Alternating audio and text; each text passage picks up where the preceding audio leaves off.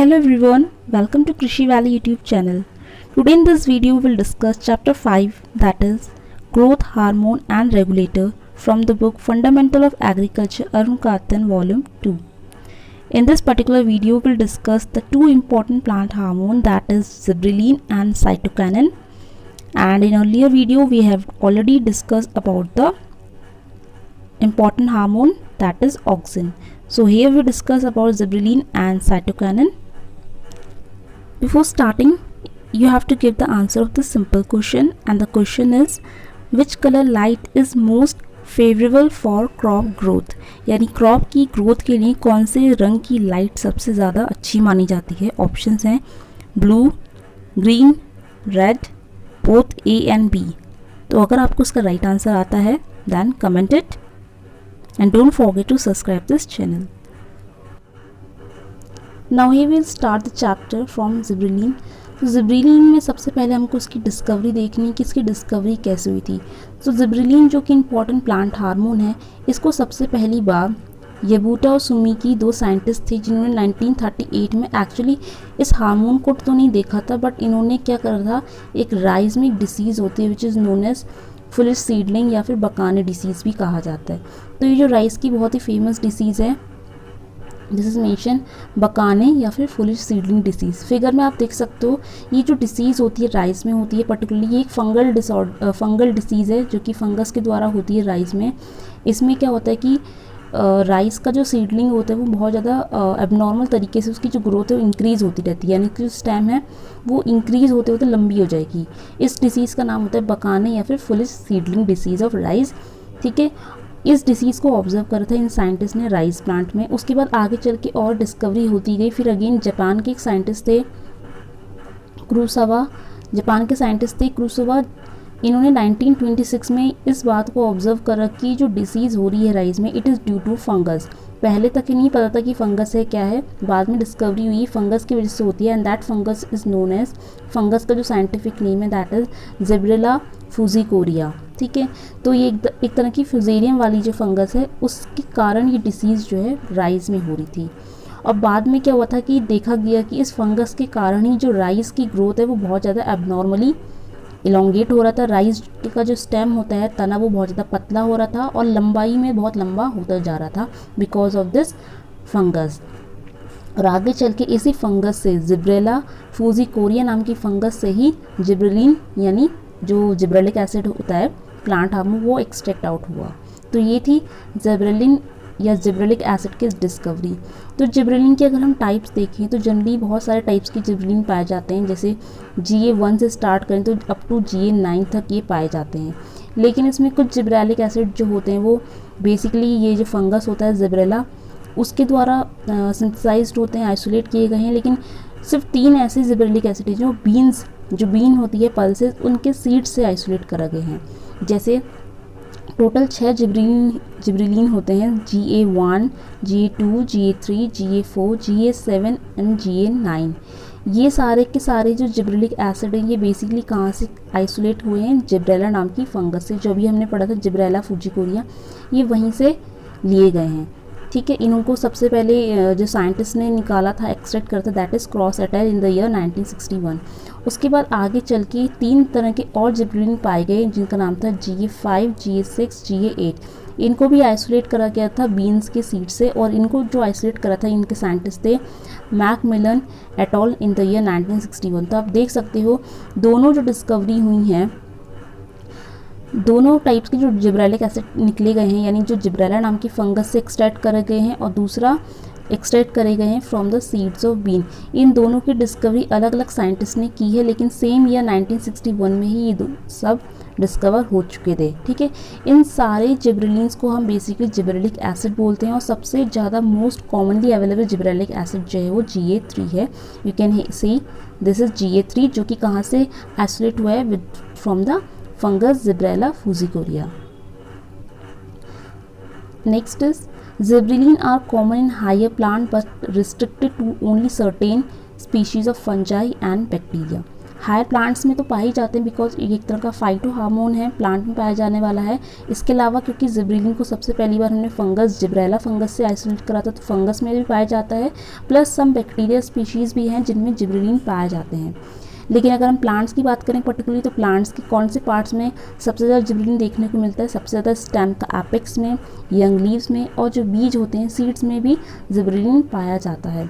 Gibberellin basically synthesise कैसे होता है? तो ये gibberellin are synthesise through normal isoprenoid pathway of terpene biosynthesis.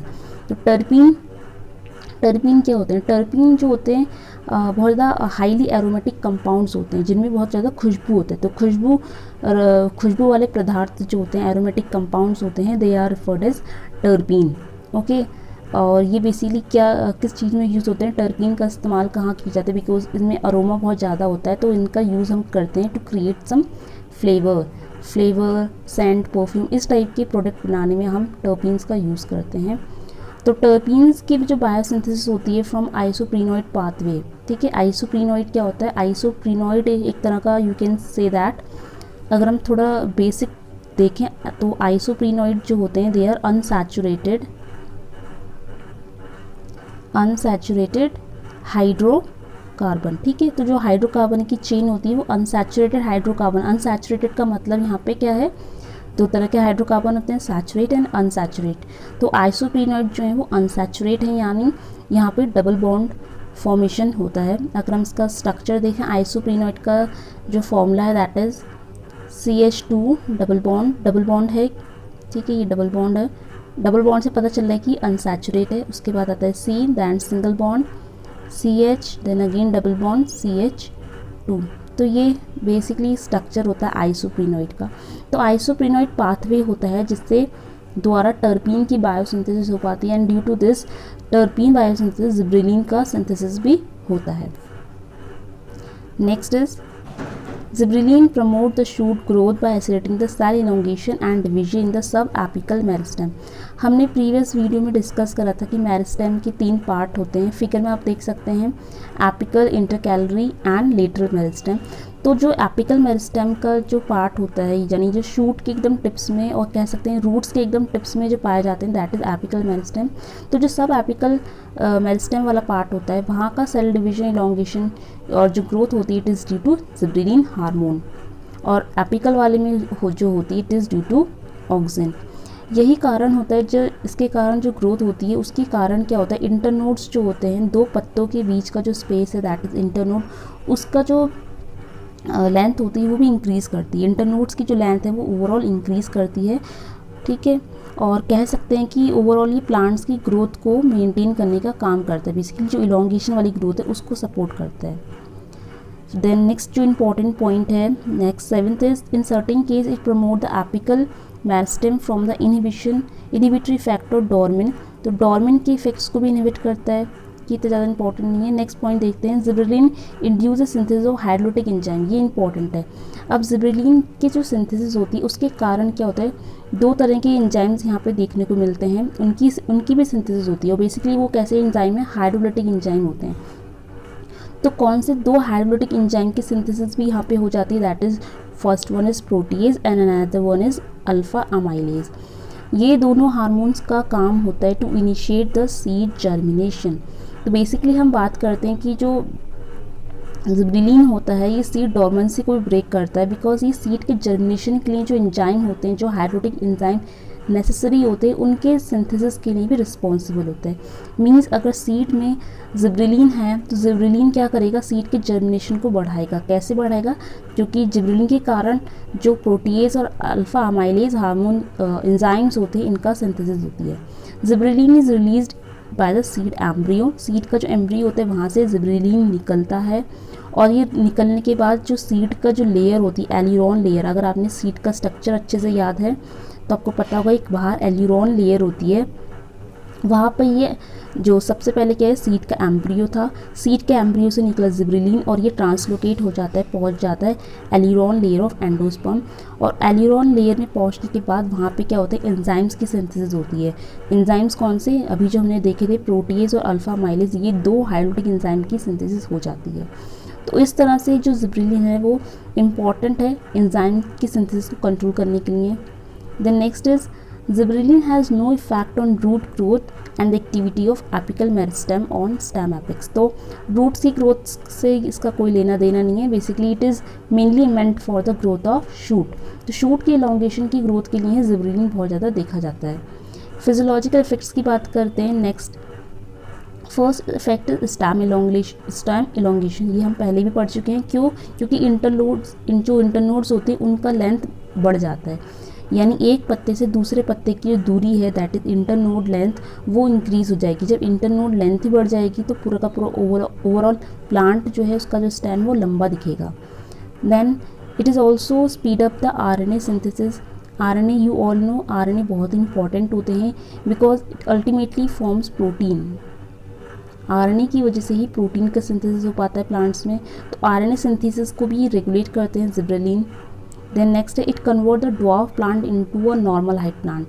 ये ड्वार्फिज्म को रेजिस्ट करते हैं, यानी कोई प्लांट अगर ड्वार्फ है, बोना है, रोजेट हो चुका है, रोजेट प्लांट है, जैसे for example rosette plant of sugar beet. तो शुगर बीट जो होता है चुकंदर, अगर उसका प्लांट बहुत ज़्यादा रोजेट है, रोजेट का मतलब होता है बोना, ड्वार्फ, ठीक है। अगर उस ड्वार्फ प्लांट में हमने जिब्रेलिक एसिड का स्प्रे कर दिया तो वो प्लांट अपनी नॉर्मल हाइट को गेन कर सकता है। इसका मतलब ये हुआ कि जो जिब्रेलिन होता है ये ड्वार्फिज्म को प्रिवेंट करता है, प्रिवेंट्स द ड्वार्फिज्म इफेक्ट। यानी कोई प्लांट अगर ड्वार्फ है उसमें अगर जिब्रेलिन एसिड का स्प्रे करा है तो वो प्लांट की जो हाइट है वो इंक्रीज़ हो जाएगी, यानी वो अपनी नॉर्मल हाइट को गेन कर सकता है। Next is substituting cold treatment means many biennial complete their life cycle within a single year by treatment with gibberellic acid। बहुत सारे biennial plants होते हैं। बाइनल प्लांट सिंपल क्या होते हैं, जैसे कि जिनको 2 लाइफ साइकिल्स लग जाती हैं अपनी पूरी लाइफ साइकिल को कंप्लीट करने के लिए, मतलब 2 सीजन्स चाहिए होते हैं। फर्स्ट फेज़ में वो अपनी वेजिटेटिव ग्रोथ कंप्लीट करते हैं, सेकंड में वो अपनी रिप्रोडक्टिव साइकिल को कंप्लीट करते हैं, यानी इनकी पूरी लाइफ साइकिल को कंप्लीट होने के लिए 2 सीज़न की रिक्वायरमेंट होती है। इनको कहते हैं बाइनियल प्लांट्स, ठीक है। तो इन बाइनियल प्लांट्स में अगर हम क्या करते हैं, इनको अगर कोल्ड ट्रीटमेंट दिया जाए artificially, not artificially, by the use of some hormones like gibberellic acid. तो अगर बेसिकली इनमें हम जिब्रेलिक एसिड का ट्रीटमेंट कर देते हैं तो उनकी लाइफ साइकिल जो है वो एक बार में कंप्लीट हो जाएगी, सिंगल ईयर में कंप्लीट हो जाएगी, यानी we can say that annuals बन जाएंगे। ये एनुअल्स कौन होते हैं, जिनकी लाइफ साइकिल 1 साल में कंप्लीट हो जाती है, they are referred as annuals. और बाइनियल्स जो होते हैं जिनकी लाइफ साइकिल 2 सीजन में या 2 साल में कंप्लीट होती, दे आर बाइनियल्स। यानी वी कैन से दैट जो जिब्रेलिक एसिड होता है वो बाइनियल प्लांट को एक एनुअल प्लांट में भी कन्वर्ट कर सकता है, ठीक है। तो कितने सारे इंपॉर्टेंट रोल हो गए इसके। अभी हमने देखा कि ड्वार्फ प्लांट को क्या कर सकता है, टॉल बना सकता है, और जो बाइनियल प्लांट्स हैं उनको एनुअल में कन्वर्ट कर सकता है gibberellic acid. Next is parthenocarpic fruits के डेवलपमेंट के लिए भी बहुत इंपॉर्टेंट रोल होता है। हमने जब ऑक्सिन पढ़ा था, रिमेंबर, हमने वहाँ पे भी देखा था कि जो ऑक्सिन होता है वो भी क्या करता है, कुछ हद तक पार्थेनोकार्पिक फ्रूट्स को डेवलप कर पाता है। और वहाँ पे हम कौन से ऑक्सिन का यूज़ करते हैं, अगर आपको याद होगा हमने जब ऑक्सिन्स पढ़े थे तो आपको याद होगा 2 तरह के ऑक्सिन्स हमने पढ़े थे, नेचुरल ऑक्सिन जो प्राकृतिक होते हैं and the other one is synthetic जो ह्यूमन मेड होते हैं, इंसान के द्वारा होते हैं। तो नेचुरल ऑक्सिन में हमने पढ़ा था IAA, इंडोलेस्टिक एसिड, ये तो नेचुरल होता है, ये पार्थेनोकार्पिक में यूज़ नहीं होता, that is not used in parthenocarpic process. Generally जो पार्थेनोकार्पिक में यूज़ होते हैं ऑक्सिन वो सिंथेटिक होते हैं। ये सिंथेटिक ऑक्सिन जो होते हैं they are used in parthenocarpic.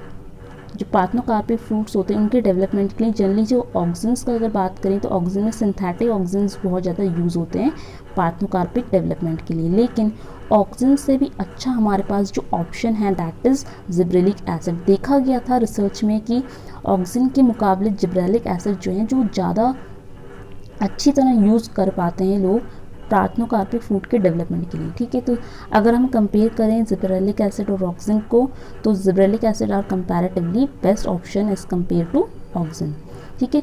तो बहुत सारे फ्रूट्स में जो पार्थेनोकार्पिक डेवलप होती है it is due to gibberellic acid, like tomato, apple, pear and many more examples are there जिसमें पार्थेनोकार्पिक डेवलपमेंट देखा गया है due to gibberellic acid. Next one is breaking the dormancy, this is very important function of gibberellic acid. बहुत सारे seeds जो होते हैं उनमें डोरमेंसी डेवलप हो जाती है। डोरमेंसी क्या होती है, ये एक ऐसा फिनोमिना होता है जब सीड को क्या होता है, जो हमारा बीज होता है, for example this is seed, और सीड के आसपास का जो एनवायरनमेंट है इट इज़ फेवरेबल, आसपास की सारी कंडीशंस फेवरेबल हैं, बट स्टिल हमारा जो सीड है वो जर्मिनेट नहीं कर रहा है, that condition is known as dormancy. और ये कई सारे रीज़न की वजह से हो सकती है, जैसे जेनेटिक रीज़न की वजह से हो सकती है, देन आफ्टर दैट बहुत सारे रीज़न हो सकते हैं, जैसे लाइक सीड का कोड बहुत ज़्यादा हार्ड है, ये हमने सीड को बहुत ज़्यादा अंदर डीप प्लेसमेंट कर दिया है जिसकी वजह से डोरमेंसी क्रिएट हो गई है, इंड्यूस हो रही है डोरमेंसी। तो बहुत सारे कारण की वजह से सीड में डोरमेंसी आ सकती है, तो उस चीज़ को ब्रेक करने के लिए हम जिब्रेलिक एसिड का यूज़ करते हैं। तो याद रखना, जिब्रेलिक एसिड को हम सीड डोरमेंसी ब्रेक करने के लिए यूज़ करते हैं, बहुत सारे प्लांट में हम करते हैं। फॉर एग्जांपल पोटैटो ट्यूबर्स की इस डोरमेंसी को ब्रेक करने के लिए हम जिब्रेलिक एसिड यूज़ करते हैं, और इसके अलावा एक थायोयूरिया आता है, वो भी हम यूज़ करते हैं पोटैटो ट्यूबर्स में।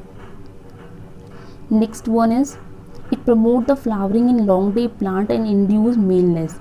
तो लॉन्ग डे प्लांट्स आपको पता है, नाम से क्लियर है, लॉन्ग डे यानी जिनको लंबा दिन चाहिए, लंबा दिन चाहिए फॉर व्हाट पर्पस, किस कारण, किस चीज़ के लिए लॉन्ग डे की रिक्वायरमेंट होती है, फॉर रिप्रोडक्टिव ग्रोथ, या फिर कैन से रिप्रोडक्टिव माने रिप्रोडक्टिव ग्रोथ का मतलब ही होता है फ्लावरिंग, क्योंकि फूल आते हैं उसी को तो हम प्लांट्स में रिप्रोडक्टिव ग्रोथ कहते हैं, ठीक है। पत्तों वाली जो स्टेज होती है, जब पत्ते डेवलप होते हैं that is called vegetative phase, और जब फूल आता है, फूल फल ये सब जो आते हैं that is under reproductive phase. तो किसी भी प्लांट को अपने फ्लावर डेवलपमेंट के लिए अगर लॉन्ग डे की रिक्वायरमेंट होती है, they are afford long day plant, ठीक है। फॉर एग्जांपल जितने भी रबी सीज़न के प्लांट्स होते हैं ना, जिनकी सोइंग हम विंटर में करते हैं, लाइक अक्टूबर नवंबर में जिनकी सोइंग होती है, वो सब हमारे रबी प्लांट्स होते हैं। और रबी प्लांट्स जनरली लॉन्ग डे होते हैं। खरीफ के जो होते हैं वो शॉर्ट डे होते हैं, बट रबी वाले जो होते हैं वो लॉन्ग डे होते हैं। फॉर एग्जांपल हमारा गेहूँ हो गया, वीट, बार्ले, ठीक है, एक्स्ट्रा, तो ये सब हमारे लॉन्ग डे प्लांट में कंसिडर होते हैं। तो लॉन्ग डे प्लांट्स में फ्लावरिंग को इंड्यूस करने के लिए हम जिब्रेलिक एसिड का यूज़ कर सकते हैं। इसके अलावा we can induce a maleness in flower. Flower में दो पार्ट होते हैं, मेल और फीमेल के। अगर हम चाहते हैं कि हमारे मेल फ्लावर ज़्यादा प्रोड्यूस हों तो हमें जिब्रेलिक एसिड का स्प्रे करना होता है, ठीक है। अगर आपने कुकुरबिट्स को पढ़ा है अच्छे से, कुकुरबिट्स में आपको पता है, ठीक है, कुकुरबिट्स में मेल फीमेल का होता है, ठीक है। इसके अलावा जो पपाया होता है वो डाइशियस है, उसका मेल फीमेल अलग प्लांट होते हैं, ठीक है। तो ऐसे प्लांट जिनमें हमको मेल प्लांट्स की रिक्वायरमेंट होती है तो वहाँ हम यूज़ करते हैं जिब्रेलिक एसिड। इसके अलावा अगर हम इसका पोस्ट करना चाहें, यानी फीमेलनेस को प्रमोट करना चाहें, यानी हम चाहते हैं कि हमारी फीमेल फ्लावर्स ज़्यादा प्रोड्यूस हों, तो उसके लिए हम यूज़ कर सकते हैं इथेरल या फिर इथेफॉन। याद रखना, दो चीज़ होती हैं, जिब्रेलिक एसिड होता है और दूसरा है इथेरल या फिर इथेफॉन। जिब्रेलिक एसिड प्रमोट्स द मेलनेस, ठीक है। मेल फ्लावर को प्रमोट करने का काम कौन करता है? Gibberellic acid. और जो इथेफॉन है ये मेनली प्रमोट करता है the growth of female flower और फीमेलनेस, ठीक है। याद रखना, इस साइन से भी याद रख सकते हैं, फीमेलनेस को प्रोड्यूस करता है इथेरल और जिब्रेलिक एसिड प्रमोट करता है मेलनेस को। Next important function is it increase the size of leaves and fruits, important है। देन प्रिवेंट द सेनेसेंस, ये भी इंपॉर्टेंट है, ठीक है। प्रिवेंट द सेनेसेंस यानी जो लीव्स में ओल्ड एज वाली कंडीशन आती है, old age condition, old age की जो कंडीशन होती है, यानी जब प्लांट थोड़ा ओल्ड हो जाता है, that is called senescence. Senescence के बाद अल्टीमेटली प्लांट डाई हो जाएगा, ठीक है। तो सेनेसेंस को प्रिवेंट करने का काम भी जिब्रेलिक एसिड करता है। And last function, it increases cell division and size. तो सेल का डिवीजन और सेल का साइज़ को भी मेंटेन करने का काम करता है, तभी तो जो हमारा स्टेम होता है वो इतना लंबा होता रहता है, लंबाई में लंबा हो जाता है, बिकॉज सेल डिवीजन और सेल का जो साइज़ है उसको इंक्रीज़ करने का काम करता है जिब्रेलिक एसिड। तो ये इंपॉर्टेंट फंक्शंस थे जिब्रेलिक एसिड के। Now we move on the next important plant hormone, that is cytokinin, which is also known as kinetin and kininin. सबसे पहले हम इसके बारे में भी, इसकी डिस्कवरी से रिलेटेड पॉइंट्स देखने हैं कि इसकी डिस्कवरी हुई कैसे थी। तो फर्स्ट पॉइंट इसकी डिस्कवरी से रिलेटेड है। Zablonsky and School 1954 reported that the cell division in the Petri cells was a substance due to substance present in vascular tissues. सबसे पहले जो उसकी डिस्कवरी देखी थी, मतलब एक्चुअल में इसकी डिस्कवरी नहीं हुई थी, बट लोग ऑब्जर्व कर रहे थे कि हो क्या रहा है एक्चुअल में, ठीक है। बाद में जो उसकी डिस्कवरी का श्रेय जाता है वो मिलर एट अल को जाता है, ठीक है। एक्चुअल में जो डिस्कवरी हुई थी वो इनके द्वारा ही हुई थी, ठीक है। तो इन वाले साइंटिस्ट का नाम याद नहीं रखना है, नेम जो याद रखना है साइटोकाइनिन में वो याद रखना है मिलर एट अल 1956, ओके।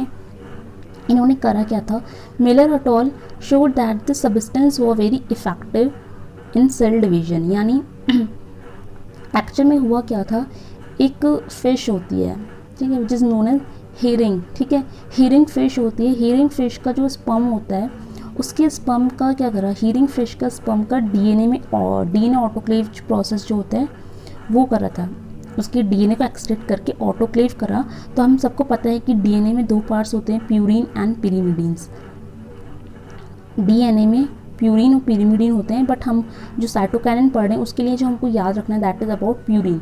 डीएनए में जो प्यूरिन होते हैं, प्यूरिन्स क्या होते हैं, एटी बोलते हैं शॉर्ट में, एटी यानी एडेनिन, ठीक है। तो यहाँ पे हमारे लिए ए जो है एडेनिन, ये इंपॉर्टेंट है, ठीक है। तो एडेनिन एक इंपॉर्टेंट प्यूरिन होता है जो कि डीएनए का पार्ट होता है। यही क्या करता है, साइटोकाइनिन के सिंथेसिस के लिए रिस्पॉन्सिबल था। और बाद में ये ऐसा ऑब्जर्व हुआ कि जो सब्सटेंस है साइटोकाइनिन ये क्या करता है, सेल डिवीजन का जो प्रोसेस होता है ये सेल डिवीजन को बढ़ाने का काम करता है। तो इस तरह का जो सेल डिवीजन हो रहा था प्लांट्स के अंदर ड्यू टू साइटोकाइनिन, इसका नाम पहले साइटोकाइनिन नहीं था, इसका नाम पहले काइनेटिन पड़ा था। बाद में जो साइटोकाइनिन शब्द है ये टर्म कॉइन करा था लीथम ने। तो यहाँ पे जो साइंटिस्ट आपको याद रखने हैं दैट इज़ मिलर एट अल, जिन्होंने एक्चुअल में साइटोकाइनिन हार्मोन की डिस्कवरी करी थी। और बाद में इसका नाम, क्योंकि पहले इसका नाम काइनेटिन पड़ा था at the time of discovery, बाद में लीथम साइंटिस्ट आए थे जो कि 1963 में आए थे और इन्होंने टर्म दिया था साइटोकाइनिन, ठीक है। तो पूछ लिया जाएगा क्वेश्चंस में कि साइटोकाइनिन शब्द किसने कॉइन करा था, तो साइटोकाइनिन टर्म दिया था लीथम ने इन द ईयर 1963। इसके अलावा जो रिलेटेड हार्मोन्स होते हैं, रिलेटेड सब्सटेंस होते हैं लाइक साइटोकाइनिन की तरह दैट इज काइनेटिनॉइड, फाइटोकाइनिन, फाइटोसाइटोमाइन, ये इंपॉर्टेंट है। ये साइटोकाइनिन की एक्टिविटी ही इनमें पाई जाती है, इसलिए हम कह सकते हैं they are kinetin like substances. तो ये थी डिस्कवरी के बारे में। अब नेक्स्ट पॉइंट है cytokinin is a derivative of the purine base adenine. ये याद रखना है, अभी मैंने आपको बताया था कि जो एक्चुअल में जब डिस्कवरी हो रही थी, जो हेरिंग स्पर्म डीएनए को ऑटोक्लेव करा था, तो वहाँ पे प्यूरिन्स में जो ए होता है एडेनिन, उसी से डेराइव हो रहे थे साइटोकाइनिन। तो बेसिकली साइटोकाइनिन कहाँ से डेराइव होकर आए हैं, प्यूरिन बेस ऑफ एडेनिन। जो एडेनिन जो होता है प्यूरिन का इंपॉर्टेंट बेस है, वहाँ से डेराइव्ड हुए हैं।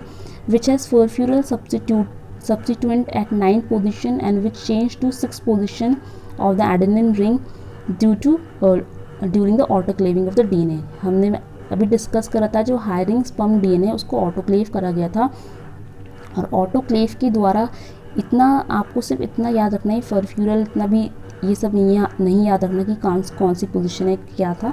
इतना ध्यान रखना है कि जो डीएनए का जब ऑटोक्लेव हो रहा था, ऑटोक्लेव के दौरान जो डीएनए का प्यूरिन वाला पार्ट था, प्यूरिन में जो एडेनिन ग्रुप थे, उस ग्रुप से क्या हुआ, उस ग्रुप का सब्स्टिट्यूशन होगा। उस ग्रुप के सब्स्टिट्यूशन होने से एक नया कंपाउंड डेवलप हो गया दैट इज साइटोकाइनिन। तो साइटोकाइनिन किसके डेरिवेटिव हैं, अगर ये पूछा जाए तो आप याद रखना प्यूरिन का जो बेस है एडेनिन, वहाँ से डेराइव्ड हुए हैं। Then next one is at present is clear that cytokinin are a part of transfer RNA। यानी जो ट्रांसफ़र RNA होते हैं, 3 तरह के RNA होते हैं, rRNA, messenger RNA and tRNA। tRNA को हम क्या बोलते हैं, ट्रांसफ़र RNA। ये हमने बायोलॉजी में पढ़ा होगा, ठीक है। ट्रांसफ़र RNA का जो इंपॉर्टेंट पार्ट होता है साइटोकाइनिन, बिकॉज साइटोकाइनिन की तरह ये भी क्या करता है, डिवीजन में हेल्प करता है। Then next is the chemical name of kinetin is, kinetin का क्या जो केमिकल नेम है वो क्या है, दैट इज N6 फॉर्फ्यूरिल एडेनिन या फिर 6 फॉर्फ्यूरिल अमाइनोप्यूरिन, ठीक है। ये नाम कहाँ से आया, अभी हमने देखा जो डीएनए का ऑटोक्लेव करा था तो एडेनिन का जो पार्ट था वहीं से, और एडेनिन एक तरह का प्यूरिन है। तो इन सारे नाम्स को कंबाइन करके, और क्योंकि जो ट्रांसमिशन हो रहा था एडेनिन का, जो ट्रांसफ़र हो रहा था एडेनिन ग्रुप का, वो फॉर्फ्यूरियल कंपाउंड्स होते हैं उनसे हो रहा था, दैट इज़ वाई यहाँ पे शब्द यूज़ हुआ है फॉर्फ्यूरियल अमाइनोप्यूरिन। नेक्स्ट है kinin promote the cytokinesis in cell and of various plant organ. तो साइटोकाइनेसिस का जो रोल होता है वो काइनिन्स परफॉर्म करते हैं। साइटोकाइनेसिस यानी cell division. Kinetin along with oxygen increase the mitotic activity tremendously because division is formed mainly due to kinetin and oxygen induce cell enlargement. तो ये दोनों मिलके दो हार्मोन है, काइनेटिन जो हम पढ़ रहे हैं cytokinin along with oxygen, oxygen जो हमने पहले नंबर में हार्मोन पढ़ा था दैट इज ऑक्सीजन, ये दोनों मिलके क्या करते हैं सेल इनलार्जमेंट करते हैं। सबसे पहले साइटोकाइनिन सेल डिवीजन करता है, देन ऑक्सीजन और ये काइनेटिन मिलके सेल का इनलार्जमेंट कर देते हैं। अब हम बात करते हैं कुछ इंपॉर्टेंट टाइप ऑफ साइटोकाइनिन की जो नेचुरल फॉर्म में पाए जाते हैं। आपने कोकोनट का ज़रूर देखा होगा, तो कोकोनट का अंदर जो कोकोनट वाटर होता है या कोकोनट मिल्क जो होता है that is known as endosperm, उसको हम एंडोस्पर्म बोलते हैं। कोकोनट का एंडोस्पर्म है। कोकोनट का जो एंडोस्पर्म है वो एक तरह का साइटोकाइनिन ही होता है। It is a natural endogenous cytokinin. इसके अलावा मक्का आपने देखा होगा, मेज़ में जो जीटीन पाया जाता है, इंपॉर्टेंट कंपाउंड है जीटीन, इसमें भी एक तरह की साइटोकाइन की प्रॉपर्टी होती है, सेल डिवीजन लाइक प्रॉपर्टी होती है। तो ये दोनों ही कोकोनट का एंडोस्पर्म और मेज़ में जो जीटीन होता है ये दोनों ही हमारे क्या हैं इंडोजीनियस साइटोकाइनिन होते हैं या फिर कह सकते हैं नेचुरल अकरिंग साइटोकाइनिन होते हैं। अब बात करते हैं साइटोकाइनिन के कुछ इंपॉर्टेंट फिजियोलॉजिकल इफेक्ट्स की। First one, it promote the cell division, पहली पढ़ चुके हैं, सेल डिवीजन करता है। And related to DNA RNA synthesis, DNA RNA की सिंथेसिस कैसे रिलेट कर सकता है, क्योंकि अभी हमने देखा डीएनए में जो प्यूरिन्स होते हैं, डीएनए के प्यूरिन्स में ए और टी होते हैं, तो यहाँ पे जो ए होता है एडेनिन, इससे रिस्पॉन्सिबल होता है, ठीक है। और आरएनए में हमने देखा कौन सा टाइप का आरएनए में पाया जाता है, टीआरएनए यानी ट्रांसफर आरएनए के सिंथेसिस में इसका इंपॉर्टेंट रोल होता है। द नेक्स्ट वन है इट हैज़ मॉर्फोजेनेसिस इफेक्ट, इसमें मॉर्फोजेनेसिस इफेक्ट होता है which is formation of variety of tissues culture. तो हम जब टिश्यू कल्चर करते हैं, आपने बायोटेक्नोलॉजी में पढ़ा है अगर टिश्यू कल्चर के बारे में, टिश्यू कल्चर में हम क्या करते हैं कोई भी प्लांट का पार्ट लेते हैं। फॉर एग्जांपल हमने प्लांट्स की एक पत्ता ले लिया, ठीक है, उस पत्ते का हमने बाद में लैब में क्या करा, लैब में ला के हमने टिश्यू कल्चर स्टार्ट करा, उसमें हमने ग्रोथ मीडियम डाला, पूरा ग्रोथ मीडियम डाला और जो भी न्यूट्रिएंट्स अवेलेबल हो सकते हैं प्लांट्स की ग्रोथ के लिए वो आर्टिफिशियल तरीके से अवेलेबल कराए।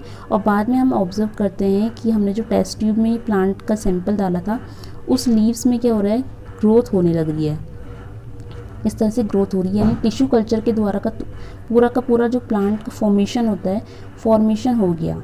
दैट इज़ वाई ये मॉर्फोजेनेसिस को रेगुलेट करता है। यानी प्लांट्स की जो पहले हमने प्लांट एक्सट्रैक्ट करा था, खाली पत्ता था, लेकिन बाद में प्लांट का पूरा मॉर्फोलॉजी जो पहले जैसी थी वो वैसी की वैसी डेवलप होगी। It is due to the use of cytokinin plant hormone. The next one, it counteracts the apical dominance in oxygen, ठीक है। काउंटरैक्ट का मतलब होता है रोकना, यानी ये एपिकल डोमिनेंस को रोकता है। एपिकल डोमिनेंस एक्चुअली होती किससे है, अभी हमने पहले पार्ट में पढ़ा था, this is due to oxygen. तो एपिकल डोमिनेंस में होता क्या है, प्लांट का जो मेन स्टेम का टिप होता है वो ग्रोथ करना रोक देता है ड्यू टू एपिकल डोमिनेंस, और जिसके कारण जो नीचे के लेटरल बर्ड्स हैं वो भी ग्रोथ नहीं कर पाएंगे। इसलिए हम इस पोर्शन को रिमूव कर देंगे। इस पोर्शन को रिमूव करने के बाद हमारी जो लेटरल ग्रोथ होती है लेटरल बर्ड्स में, उनमें ग्रोथ प्रोफ्यूज़ हो जाएगी, बहुत ज़्यादा अमाउंट में ग्रोथ देखने को मिलेगी। तो ये चीज़ जो हम करते हैं ये बर्ड को रिमूव करना, इसको हम इसलिए करते हैं ताकि एपिकल डोमिनेंस रिमूव हो जाए। और एपिकल डोमिनेंस को रिमूव करने का काम कौन करता है, साइटोकाइनिन हार्मोन भी करता है। यहाँ पे क्लियरली मेंशन है, it counteracts the apical dominance of oxygen. Oxygen के कारण जो एपिकल डोमिनेंस क्रिएट हो जाती है प्लांट के अंदर, उसको रोकने का, काउंटरैक्ट करने का काम जो है वो साइटोकाइनिन प्लांट हार्मोन करता है। The next one is it is use in breaking dormancy. अभी हमने जिब्रेलिक एसिड देखा था, जिब्रेलिक एसिड भी क्या करता है, प्लांट में डोरमेंसी को ब्रेक करने का काम करते हैं। अगेन हमारा जो साइटोकाइनिन है ये भी डोरमेंसी ब्रेक करता है और सीड के जर्मिनेशन को प्रमोट करता है। The next one is it delay the phase of senescence. ये भी हमने अभी जिब्रेलिक एसिड में पढ़ा था। देखो दो इंपॉर्टेंट फंक्शंस जो हमने जिब्रेलिक एसिड में पढ़े थे वो साइटोकाइनिन के साथ भी मैच हो रहे हैं। पहला तो break the seed dormancy and second one is phase of delay the phase of senescence, जो जिब्रेलिक एसिड भी कर रहा था और साइटोकाइनिन भी कर रहा है। यानी साइटोकाइनिन डोरमेंसी को ब्रेक करता है तो जिब्रेलिक एसिड भी कर रहा है, और सेनेसेंस को डिले करने का काम भी दोनों ही हार्मोन कर रहे हैं, ठीक है। यहाँ पे जो डिले सेनेसेंस है, यहाँ पे एक इम्पॉर्टेंट डिस्कवरी हुई थी एक्चुअल में। सेनेसेंस का मतलब होता है ओल्ड एज, यानी जब प्लांट्स अपनी ओल्ड एज में आ जाता है। जस्ट लाइक ह्यूमन बींग्स जब ओल्ड एज में आते हैं तो उनकी फिजियोलॉजी चेंज हो जाती है, just like that same process plant के साथ भी होता है। जब प्लांट अपनी सेनेसेंस में आ जाते हैं, एजिंग वाले प्रोसेस में आ जाते हैं, तो उनकी जो फिजियोलॉजी है वो चेंज हो जाएगी। फिजियोलॉजी लाइक उनका जो क्लोरोफिल होता है उनके अंदर वो बिगड़ने लगेगा, क्लोरोफिल डिसअपेयर हो जाएगा, और जो उनके अंदर प्रोटीन होते हैं, जो हाई एनर्जी कंपाउंड्स होते हैं, वो डिग्रेड हो जाएंगे, ख़राब होने लगेंगे। तो जिसके कारण क्या होगा, प्लांट दिखने से बाहर से सेनेसेंस यानी ओल्ड एज टाइप का प्लांट दिखेगा, यानी प्लांट ऐसा लगेगा जैसे बस मरने वाला है, इस टाइप का सेनेसेंस लगेगा। ठीक है, तो प्लांट्स के अंदर सेनेसेंस के टाइम पे बहुत सारे अंदर फिजियोलॉजिकल चेंजेस आते हैं, जिसमें क्लोरोफिल ख़राब हो जा रहा है, प्रोटीन ख़राब हो रहा है। ठीक है, इसके बाद एक साइंटिस्ट हैं जिन्होंने एक रिचमोंड लैंग इफ़ेक्ट दिया था। उनका साइंटिस्ट का नाम है रिचमोंड एंड लैंग। दो साइंटिस्ट थे, इनका इफेक्ट क्रिएट हुआ था, that is known as Richmond Lang effect. इन्होंने क्रिएट करा था 1956 में। क्वेश्चन में पूछ लिया जाएगा कि रिचमोंड लैंग इफेक्ट 1957 में जो रिपोर्ट हुआ था, ये किस प्लांट हार्मोन से रिलेटेड है या फिर किस फिनोमिना से रिलेटेड है। तो अगर फिनोमिना पूछा जाए तो that is due to senescence. ये प्लांट का जो स्टेज होती है लाइफ साइकिल की, सेनेसेंस उससे रिलेट है, प्लस किस प्लांट हार्मोन से रिलेट है, तो ये रिलेट है साइटोकाइनिन या फिर काइनेटिन से। हुआ क्या था, ये जो साइंटिस्ट थे रिचमोंड लैंग 1957 में, इन्होंने क्या करा था, एक प्लांट होता है ज़ैंथियम। ठीक है, इसका ज़ैंथियम, इसका पूरा नाम होता है ज़ैंथियम स्ट्रोमेरियम। ठीक है, इसको कॉमनली हम क्या बोलते हैं, कॉमन कोकल बर, इसका कॉमन नेम हो गया। तो इस प्लांट की जो पत्ता होता है, उन्होंने उसको लिया, उस पत्ते को प्लांट से तोड़ लिया, डिटैच कर लिया। उसके बाद उस टूटे हुए पत्ते में इन्होंने क्या करा, काइनेटिन का स्प्रे करा कुछ दिन लगातार, सेवरल डेज तक। और उन्होंने ये पाया कि जैसे कि नॉर्मल कंडीशन में प्लांट्स को अगर हम पत्ता तोड़ेंगे तो पत्ता क्या हो जाएगा, ख़राब हो जाएगा, और पत्ता मुरझा के ख़राब होके मर जाएगा, सेनेसेंस हो जाएगा। ठीक है, कहने का मतलब है, लेकिन ये नॉर्मल कंडीशन में होता है। लेकिन रिचमोंड लैंग ने क्या करा, एक एक्सपेरिमेंट कंडक्ट करा, जिसमें उन्होंने क्या करा, ज़ैंथियम का पत्ता जब प्लांट से तोड़ा, उसके कुछ दिन लगातार उन्होंने काइनेटिन हार्मोन का स्प्रे करा, और उन्होंने ये पाया, ऑब्जर्व करा कि काइनेटिन के लगातार स्प्रे करने की वजह से जो पत्ता था वो ख़राब ही नहीं हो रहा था। पत्ता जो था उसका क्लोरोफिल एज सच बरकरार रहा, प्रोटीन उसका बरकरार रहा, और उसमें जो सेनेसेंस थी, यानी जो बुढ़ापा था, एजिंग थी, ओल्ड एज वाला फिनोमिना, वो आ नहीं रहा था, या फिर कह सकते हैं वो फिनोमिना डिले हो गया था। तो इसी इफ़ेक्ट को बोला गया रिचमोंड लैंग इफ़ेक्ट। और इनकी इस इफ़ेक्ट से हमको ये बात सामने आती है कि जो साइटोकाइनिन हार्मोन होता है, ये सेनेसेंस को डिले करने का काम करता है। तो ये हमने इम्पोर्टेंट आज पढ़ा जिब्रेलिन और साइटोकाइनिन के बारे में, साथ में पढ़ा बिकॉज बहुत सारे फिनोमिना जो होते हैं दोनों हार्मोन के सेम थे। तो नेक्स्ट पार्ट में हम एब्सिसिक एसिड और जो इथिलीन हार्मोन है उसके बारे में डिस्कस करेंगे। तो वीडियो अगर अच्छा लगा है तो वीडियो को लाइक करें, और वीडियो में जो आपसे क्वेश्चन पूछा गया था उसका आंसर ज़रूर कमेंट करें। Thank you guys for watching this complete video.